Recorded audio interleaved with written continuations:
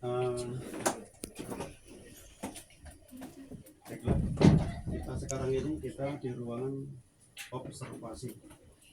Jadi ruangan observasi itu ruangan pengamatan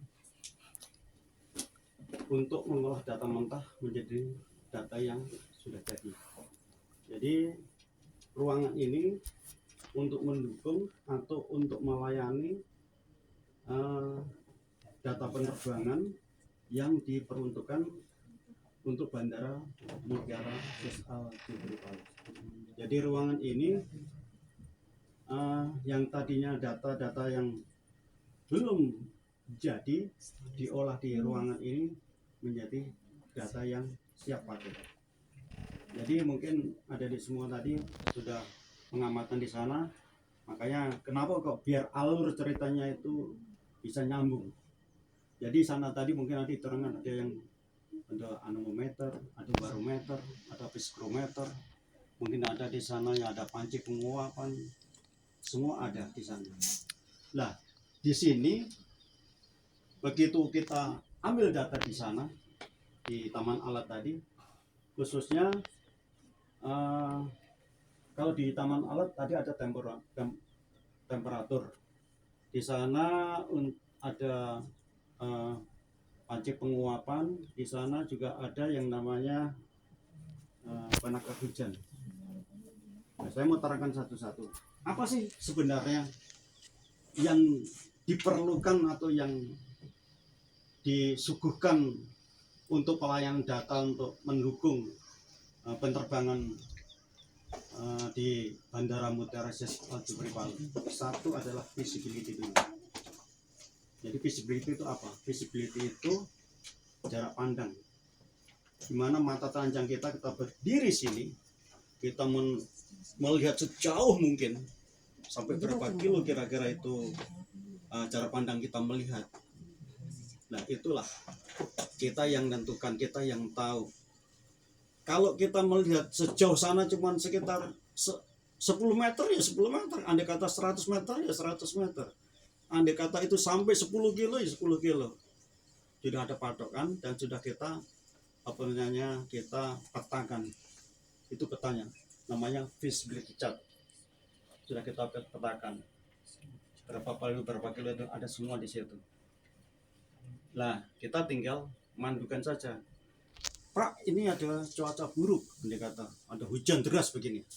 Ya kita lihat mana yang dipetakan, kelihatan nggak kira-kira. Nah, ini data dukung kita, namanya visibility chart. Jadi jarak terpanjang berapa atau jarak yang terpendek berapa, nanti sudah ada panduannya. Dua adalah arah dan kecepatan angin. Kenapa kalau kita mengarahkan arah dan kecepatan angin? Ya itulah ini. Nah, arah dan kecepatan angin kalau di sini tadi ya ini. Arah dan ini karena tadi kalem, pagi tadi kalem, jadi data itu ya dari pergerakan angin arah pun tidak kelihatan, kecepatan pun tidak kelihatan, berarti memang kalem. Angin tidak terjadi sepoi-poi, itu namanya kalem. Nah, visibility sudah, arah dan kecepatan angin. Kalau sekarang kita lihat arah dan kecepatan angin 182 knot saat ini. Tapi kalau 10 menit yang lalu rata-rata ada 182 knot. Nah, ini arah dan kecepatan angin. Ini adalah awas. Awas ini alatnya ada di ujung landasan sana. Nah, ada ini di ujung landasan. Setiap penerbangan yang kita ambil datanya ini untuk data penerbangan. Ini yang real time-nya. Pas kebetulan Palu baru punya satu. Kalau bandara yang besar ada 3 begini. Ada ujung utara, ada tengah, dan ada ujung di selatan. Pas kebetulan kita baru punya satu. Ini diusulkan paling tidak Mutiara harus punya 2. Ujung utara runway 15 dan ujung runway 33. Sementara ini yang dipakai baru ujung runway-nya 15. Ini keadaan begini. Temperatur sudah, visibility sudah, tekanan. Nah, tekanan ada KFE dan KFH. Kalau yang GF itu kita ambil dari apa namanya bibir lautan atau di permukaan air laut. Kalau GH-nya dari landas pacunya. Nah, landas pacunya itu ya pas begitu pesawat mau turun, menyentuh landasan ujung itu dilaporkan dari sini. Yang sini terjadilah 1010,8. Bener nggak seberapa? Nah, ada selisih kan? Karena di sini, ini di ujung landasan. Makanya yang kita pakai yang ini. Ini relay time-nya. Ujung landasannya begini. Jadi begitu pesawat turun, cet, 1010, udah disetting dari pesawat sudah kelihatan masuk. Nah, kadang-kadang ada pertanyaan, Pak, kenapa itu kok pesawat sampai tergelincir begitu? Banyak sebab. Bukan cuma TNI dan terutama angin juga menentukan. Nah, kecakapan pilot membaca situasi itu juga menentukan. Temperatur sudah, visibility sudah, tekanan sudah. Sekarang ini tadi arah dan kecepatan temperatur. Kenapa temperatur dipakai sih? Untuk apa sebenarnya Pak di apa namanya di dalam pesawat? Sebenarnya temperatur itu digunakan di dalam pesawat untuk menentukan jalur sama untuk gravitasi di dalam pesawat. Itu menentukan sekali. Jadi temperaturnya berapa? Itu menentukan beban di dalam pesawat itu sendiri. Ya, temperatur menentukan sekali.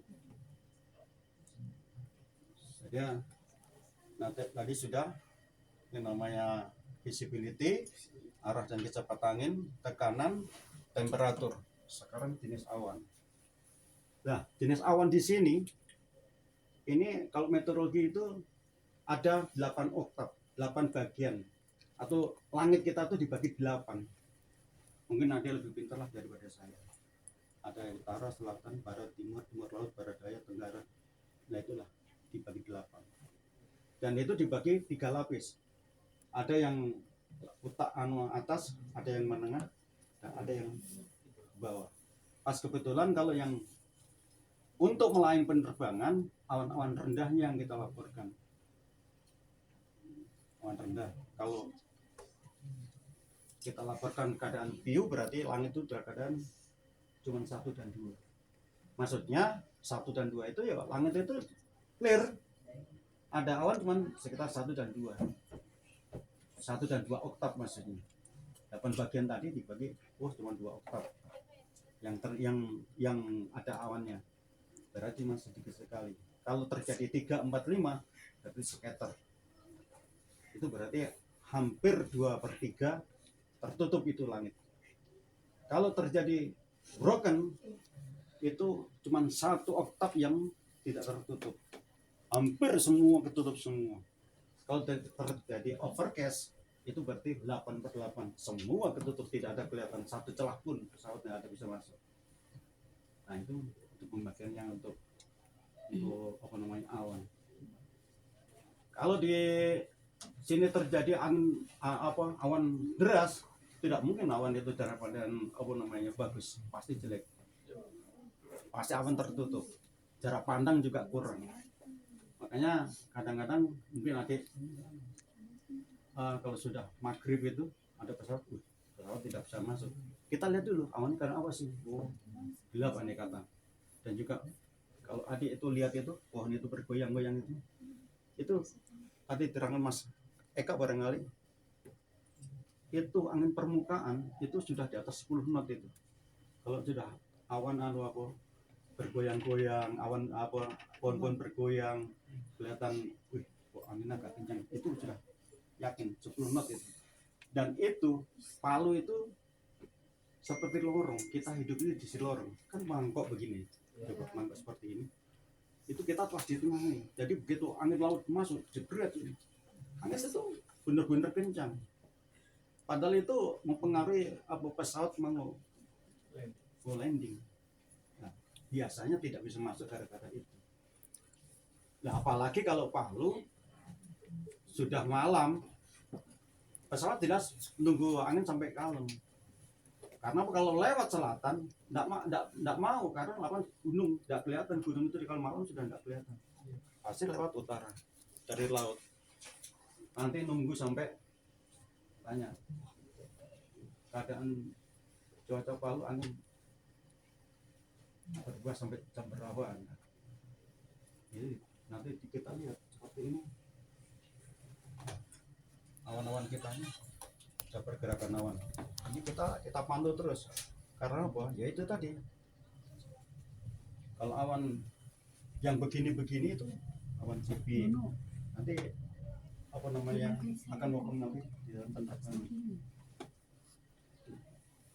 Nah, kecuali kita tadi namanya apa memberikan informasi data cuaca untuk penerbangan dan kita terikat dengan yang namanya WMO, World Meteorological Organization. Jadi kita tuh masuk ke data kita tuh diperluaskan atau di pertukaran data tuh per 6 jam sekali. Nah, 6 jam sekali kita lapor ke Jakarta, Jakarta disebarkan seluruh dunia. Data-data itu untuk mendukung penerbangan. Jangan dikira kalau yang dilayani cuman di Palu toh. Mungkin nanti ada penerbangan arah ke Ho Chi Cina, ada yang di Seoul, ada yang di lewat di Palu sini. Nah itu data di mana yang dipakai? Data kita yang di sini yang dipakai. Oh Palu keadaan cuaca begini, awannya jenisnya ini, kita informasikan itu. Dia sudah tahu, oh Palu aman. Didukung dengan ini. Nah ini nanti foto secara satelit ini dari sebelah nanti adik tanyakan di forecaster. Namanya flag dokumen. Flag dokumen itu untuk kopilot itu membawa flag, untuk bawa dokumen itu dibawa untuk penerbangan. Jalur-jalur itu sudah dikasihkan semua. Oh, terjadi awan CP sini. Tadi ada pertanyaan, terus Pak gimana kalau ada awan CP di dalam pesawat itu juga ada radar. Dia di sekian mil itu pesawat itu di dalam ada awan CP. Sudah warning itu. Dia kasih tahu, oh di depan ada sekian mil ada awan CP. Dia tanya. Terus dia ngelapor ke ATC yang terdekat. Andai kata kita mau ke Jakarta, lewati Balikpapan. Lapor di ATC Balikpapan. Saya diarahkan tingginya berapa itu awan CP di depan. Terus saya harus lewat kemana? Nanti diarahkan sama ATC. Jadi aman. Jadi sekian mil ke utara atau sekian mil ke selatan. Dia akan diarahkan atau dia naik dengan ketinggian berapa ribu feet bisa aman. Itu yang terjadi. Mungkin nanti masih ingat kejadian yang di Air Asia yang jatuh pas tahun baru. Itu salahnya siapa? Kita wanti-wanti. Itu sudah dari Surabaya, sudah disiapkan di Meteo, sudah tinggal bawa, tapi tidak diambil. Begitu di jalan perjalanan, pas di selatan Pontianak tidak bawa flag dokumen. Salahnya siapa? Kita kerja di sini 24 jam shift per 6 jam sekali. Mungkin adik-adik di tengah malam tidur udah nyenyak. Kita di kantor masih kerja dan tidak tidur. Tidak tidur gitu. Jadi 24 jam non-stop. Nanti kalau ada yang sakit bagaimana Pak? Ya kalau keadaan personal kita berapa? Kalau 5 orang tidak mungkin sampai 6 jam. Harus tambah lagi jamnya. 8 jam. Yang lain istirahat. Nanti plus lagi. Jadi kita SDM dia kita backup alat-alat ini AWOS automatic weather system itu AWS-nya. Nah ini yang di ujung landasan sana. Kalau yang ini tadi adik yang sana itu tadi yang di ujung di bawah itu tadi. Nah ini mungkin kebanggaan kita juga. Ini apa? Radarnya di mana ini? Ada di Labuan. Mungkin kalau adik pas melintas di Labuan ada menara tinggi. Nah, itu milik kita itu. Ini. Kelas ini enggak berputar yang sini. Ada masalah. Nanti di sebelah berputar di sebelah. Nah, tanyakan sebelah nanti kalau ada di podcast. Monggo silakan kalau ada yang mau bertanya silakan bertanya. Tapi Pak, betul kalau awan itu kayak mengandung petir gitu? Loh, ya jelas, mungkin nanti tiap hari kan lihat ada petir kan, bukan awannya itu sebenarnya. Ya, awan itu memang ada ada kandungan petirnya. Jadi yang dikatakan awan CP itu kumpulan yang partikel-partikel yang mengandung muatan listrik di situ. Mungkin ini aja baru-baru ada mungkin lihat di Palu dia banyak petir. Dulu waktu tahun Bapak mungkin masih di tahun 90 di sini, gimana petir itu? Karena Puboya belum terbuka. Sekarang Puboya sudah ion negatifnya sudah terpermukaan di semua ya. Jangan heran kalau Palu sekarang banyak petir. Dulu udah ada petir Palu. Setelah ada tambang emas itu kan, faktor negatifnya kan di atas ini.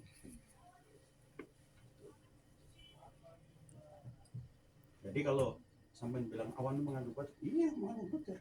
Makanya yang dihindari pesawat untuk melintas, jangan sampai bertabrakan dengan awan yang dikatakan awan CB tadi. Kalau yang terjadi di Pontianak waktu itu kan sudah ketinggian 45.000 feet. Jadi begitu dia terjebak di dalam, hancur berkeping-keping pesawat.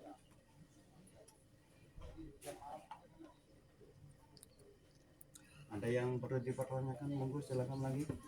Kalau bisa nanti saya jawab, kalau tidak bisa nanti tak carikan tukang jawabnya.